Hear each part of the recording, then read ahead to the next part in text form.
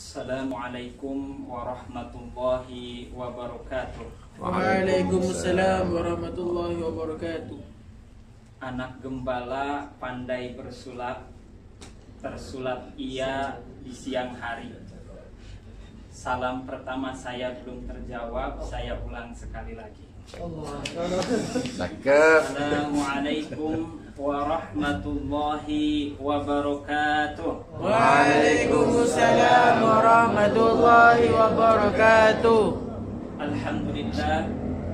Alhamdulillahillazi ja'ala ramadhana syahra siyam. Wassalatu wassalamu ala khairil anam wa ala alihi wa ashabihil kiram, amma ba'd. Qala Allah Ta'ala fi kitabihil karim, a'udzu billahi minasy syaithanir rajim. Bismillahirrahmanirrahim. Ya ayyuhallazina amanu kutiba alaikumus siyam kama kutiba alal ladzina min qablikum la'allakum tattaqun. Wa qala habibana wa maulana Muhammad sallallahu alaihi wasallam, man shoma ramadhana imanan wa ihtisaban ghufira lahu ma taqaddama min dzambi. Al hadis. Yang terhormat Mudir Markaz Hufadz Asy-Syarif Sayyid Tuan Sayyid Saiful Jamalulail, yang terhormat Mudirah Markaz Hufadz Asy-Syarif Puan Ummi Marziana binti Mansur. Walaupun beliau tidak hadir, tapi tak mengurangi rasa hormat dan takdim kita kepada beliau-beliau. Yang saya hormati juga keluarga beliau yang hadir di tengah-tengah kita. Semoga bersamanya kita bersama beliau berdua dan keluarga menjadi salah satu bukti bahwa kita mencintai Rasulullah Sallallahu Alaihi Wasallam dan juga keluarganya yang suci dan mulia. Amin ya Rabbal Alamin. Tak lupa yang saya hormati Ustadz Kadafi Al-Fatani At-Tailandi, yang saya hormati Ustadz Ubed Al-Batawi Al-Andonisi, yang saya hormati Ustazah Ita yang selalu di hati juga.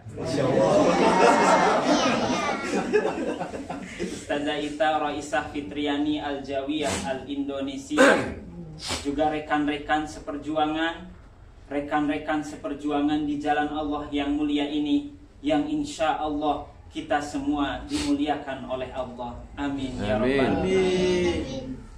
Hadirin wal hadirat yang Allah muliakan, bulan Ramadan ini adalah bulan yang ditunggu, bulan yang dinanti, bulan yang dirindukan oleh umat Islam. Kita tengok di media sosial di awal-awal Ramadan begitu ramai tulisan marhaban ya Ramadan, marhaban ya syahrus siyam. Kata marhaban ini hadirin menurut para ulama berasal dari kata rohaba, isim makan yang bermakna tempat yang sangat lapang, tempat yang sangat luas. Artinya apa? Hati kita luas, hati kita lapang menerima kedatangan bulan Ramadan yang mulia ini. Kita juga tengok hadirin sekalian, di Mesir ini misalnya, sebelum kejadian corona sekarang yang sedang menimpa, begitu bersemangat, atau orang Indonesia cakap begitu antusias masyarakat Mesir menyambut bulan yang mulia ini. Di rumah-rumah ada lentera panus. Tahu kan lentera panus? Kemudian masjid-masjid semuanya ada tulisan tersedia di sini Maidatur Rahman, hidangan-hidangan surga. Demikian juga orang-orang ramai semuanya hendak menyumbangkan hartanya di jalan Allah ini. Penuntut ilmu bahagia karena kebagian. Demikian juga fakir miskin bahagia karena menerima senjangan atau bantuan dari para muhsinin ini. Para ulama juga hadirin sekalian ramai mengarang kitab yang spesial untuk bulan ini. Misalnya ada kitab Ithaful Anam fi Ahkamis Siyam, dikarang oleh ulama Yaman terkenal, yaitu Dr. Zaid Muhammad Al-Aidrusi Al-Ba'lawi. Demikian juga Grand Syekh Al-Azhar masa lalu, Syekh Sayyid Ali Tontowi mengarang sebuah kitab yang fenomenal. Judulnya apa? Mas'alatus Siyam. Demikian juga Syekh Abdurrahman As-Sirajuddin Al-Husaini mengarang sebuah kitab As-Siyam yang di dalamnya menceritakan keistimewaan dan hukum-hukum siam yang agung ini. Para penyair juga hadirin, para sastrawan, ahli sastra banyak melahirkan karya-karyanya yang agung, terinspirasi oleh bulan yang agung ini. Misalnya kembaran saya nih, Maher Zain. Beliau mengarang sebuah syair yang indah. Ya nurul hilal, wahai cahaya hilal, aqbil ta'al, kemarilah datang. Wasyauqu karena rindu sudah berkepanjangan. Wal qalbu sama, dan hatiku berterbangan. Nahwas sama, ke langit. Mutaranniman, sambil berdendang. Lalatan qodi, janganlah berhenti. Anta lil qalbi dawa, sesungguhnya engkau bagi hatiku adalah obat. Ramadan, Ramadan, Ramadan, ya Habib. Ramadan, Ramadan, laitaka dauman qarib. Di Indonesia ada lagunya Opik. Ramadan tiba, Ramadan tiba, marhaban ya Ramadan, dan seterusnya. Demikian juga sahabat atau kawan sekelas saya di Fakulti Islamic Studies and Arabic Language, yaitu di Rosa Islamiyah wal Arabiyah, Mustafa Atif mengarang lagu khusus buat Ramadan. Ramadan, hadirmu anugerah dari Sang Maha Rahman, dan seterusnya. Kalau dilakukan nanti takut viral. Hadirin wal hadirat yang saya banggakan dan Allah muliakan, pada kesempatan kali ini saya nak kongsikan sesuatu yang sederhana. Saya di sini tidak tausiah karena saya juga masih belajar, tidak pantas untuk dikatakan tausiah. Di sini saya nak belajar juga cara bercakap dan cara membagi ilmu walaupun sedikit. Hadirin wal hadirat, tidaklah Allah memerintahkan suatu ibadah pasti di dalamnya ada hikmah dan tujuannya. Bahkan para ulama menyusun kitab-kitab khusus atau mengkodifikasi, mentadwin sebuah ilmu khusus yang dinamakan al-maqasid asy-syariah, tujuan-tujuan daripada syariat ini. Maka demikian puasa yang sedang kita jalani ini pun tidak lepas dari yang namanya hikmah, tujuan yang Allah sembunyikan di balik perintahnya itu. Apa saja hadirin? Nah, kesempatan inilah saya nak kongsikan kepada kawan-kawan. Yang pertama, puasa ini tujuannya adalah untuk meningkatkan ketakwaan kita semua kepada Allah Subhanahu wa ta'ala. Allah Subhanahu wa ta'ala berfirman dalam Al-Quran, ya ayyuhalladzina amanu kutiba alaikumus siyam kama kutiba alal ladzina min qablikum la'allakum tattaqun, supaya kalian bertakwa. Setidaknya ada 3 gambaran yang bisa saya ikhtisarkan terkait bahwa Allah menyuruh puasa ini untuk meningkatkan takwa kita. Pertama, kita ketika puasa ini mudah meninggalkan larangan-larangan Allah. Allah memerintahkan ketika puasa jangan makan, jangan minum, jangan menggibah, jangan berhubungan suami istri. Kita melaksanakannya dengan mudah, betul? Kita melaksanakannya dengan senang hati. Berarti takwa kita secara tidak langsung meningkat oleh Allah karena kita sami'na wa ata'na kepada perintah Allah Subhanahu wa ta'ala. Yang kedua gambarannya, kita dilatih ikhlas dengan puasa ini. Bisa saja kita di depan kawan kita seperti orang yang lemah, saya nih puasa panas sekali ya hari ini, betul. Nah, misalnya kan, bisa saja di depan kawan seperti itu, tapi ketika semuanya sedang tidur, datang ke dapur macam swiper untuk mencuri benda milik Dora. Cari dia ada roti canai enggak yang tersisa tadi sahur, bisa jadi kan? Atau mungkin tiba-tiba ke hamam, di hamam lama sekali ternyata dari filter dia minum. Bisa jadi kan? Tapi ternyata Asyarif tidak ada yang seperti itu. Alhamdulillah. Kenapa? Karena pelajar-pelajar Asyarif sadar, tahu bahwa Allah Maha melihat, Allah Maha mengetahui kalau kita tidak berpuasa. Inilah puasa, hadirin, melatih kita untuk apa? Semakin ikhlas. Ikhlas tandanya kita meningkat takwanya, insya Allah. Yang ketiga, hadirin, kita mudah juga gambarannya ini. Gambaran kita meningkat takwa, kita mudah melakukan ketaatan. Sebelum Ramadan kita baca satu muka saja Quran malas. Sebelum Ramadan kita sholat berjamaah saja malas. Sebelum Ramadan kita bangun untuk tahajud. Jangankan bangun tahajud, bangun subuh juga berat. Tapi Ramadan ini subhanallah berjamaahnya disiplin. Sholat nawafilnya terjaga. Tarawih yang 4 rakaat, bahkan ada yang 20 rakaat dijalani dengan rela-rela saja.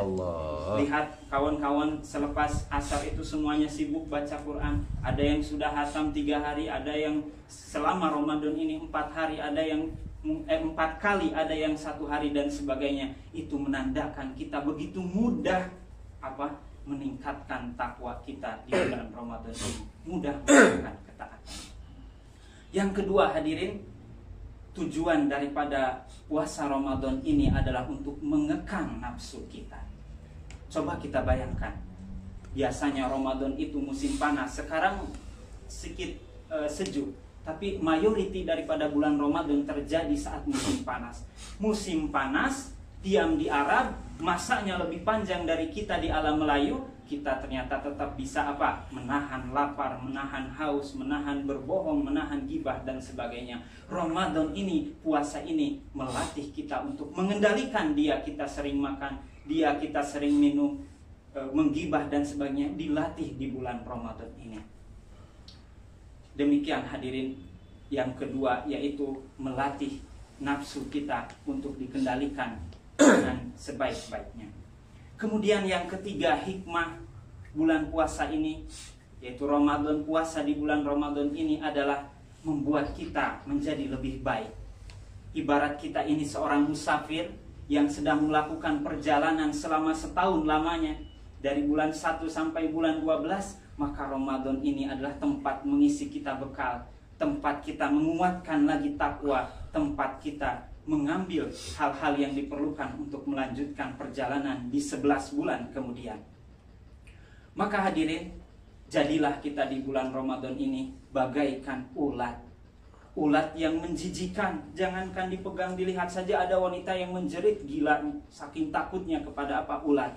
Tapi ulat itu berubah menjadi kepompong bertapa, lalu kemudian keluar jadi kupu-kupu indah berwarna. Kita jadikan Ramadan ini seperti kepompong. Atau ibarat besi yang sudah karatan. Besi yang sudah karatan dijual pun tak ada harganya. Kemudian ditempa, masukkan ke api, masukkan ke air, dibentuk seindah-indahnya. Jadilah dia pedang yang mengkilap bersarung zamrud dan mutiara. Semoga tempaan Ramadan kepada kita semua menjadikan kita menjadi insan yang terbaik, sehingga kita membentuk keluarga yang terbaik, masyarakat terbaik. Maka kejayaan Islam jangan lagi ditunda-tunda. Kalau kita mulai dari sendiri, akan lahirlah apa yang namanya kuntum khaira ummatin, kalian adalah sebaik-baik umat, insya Allah. Kemudian yang kelima, yang keempat, Ramadan melatih kita untuk peka terhadap perasaan atau kondisi orang lain. Bukankah ketika Ramadan kita merasakan lapar, merasakan haus? Haus dan lapar adalah hiasan orang-orang fakir, hiasan orang-orang miskin, hiasan orang-orang yang tak mampu. Dengan Ramadan ini kita dilatih untuk merasakan, oh begini rasanya jadi orang fakir, oh begini rasanya jadi orang miskin. Sehingga kita jadi pribadi yang peduli kepada orang lain, bukan mementingkan diri sendiri saja.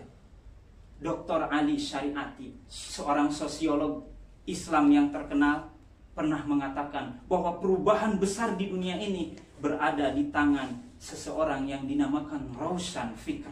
Apa itu Raushan Fikr? Seorang ulama. Oke, seorang ulama. Tapi ulama yang apa? Yang mau turun ke masyarakat, yang ilmunya itu digunakan untuk merubah masyarakat. Bukan hanya ilmuwan yang, bukan hanya seorang ahli agama yang lulusan university dan bawa sijil, bukan, tapi seorang ulama yang mengerti ilmu agama, tapi juga mau turun ke masyarakat, membetulkan masyarakat, menjadikan ilmunya itu sebagai solusi untuk merubah umat menuju takwa kepada Allah Subhanahu wa Ta'ala. Kata beliau, sesungguhnya inilah rausan fikr yang dilakukan para nabi, para rasul, para sahabat, para ahlul bait, orang-orang soleh, wali-wali Allah, demikian juga para pejuang di jalan Allah. Kemudian yang kelima terakhir, puasa ini sangat baik bagi kesehatan kita. Ibarat mesin elektrik yang setiap hari dipakai, tidak pernah berhenti. Jangan salah, suatu saat tidak lama akan rusak. Misalnya kita nonton tiap hari pakai proyektor, jangan salah 3 hari saja sudah ada error di sana. Demikian juga tubuh kita tiap hari makan, minum, keluar lagi, makan, minum, keluar lagi. Ketika puasa kita berhenti, berhentilah organ tubuh kita, jadilah kita lebih sehat. Demikian juga hati kita yang sebelumnya terpenuhi makanan, minuman, kenyang, tertutup mata hatinya. Ketika puasa terbuka, bersinarlah mata hati kita. Kita bisa lebih peka kepada kebaikan, lebih semangat dalam beribadah. Mungkin hadirin, maaf terlalu lama, itu saja yang bisa saya kongsikan pada kesempatan kali ini. Bisa saya ikhtisarkan bahwa tujuan daripada ibadah puasa ini, yang pertama untuk meningkatkan ketakwaan kita kepada Allah, yang tergambar dalam 3 hal. Pertama, kita mudah menjauhi larangannya. Kedua, kita semakin ikhlas dalam melakukan ibadah. Yang ketiga, kita mudah dalam melakukan ketaatan di bulan Ramadan ini. Yang kedua, Ramadan ini adalah momen saat untuk kita mengendalikan hawa nafsu. Yang ketiga, Ramadan ini juga adalah momen kita menjadi lebih baik, seperti ulat bertapa menjadi kepompong, keluar menjadi kupu-kupu indah yang berwarna. Keempat, melatih kita agar menjadi insan yang peka terhadap sosial umat yang kita cintai ini. Yang kelima, puasa ini baik bagi kesehatan zahir maupun batin.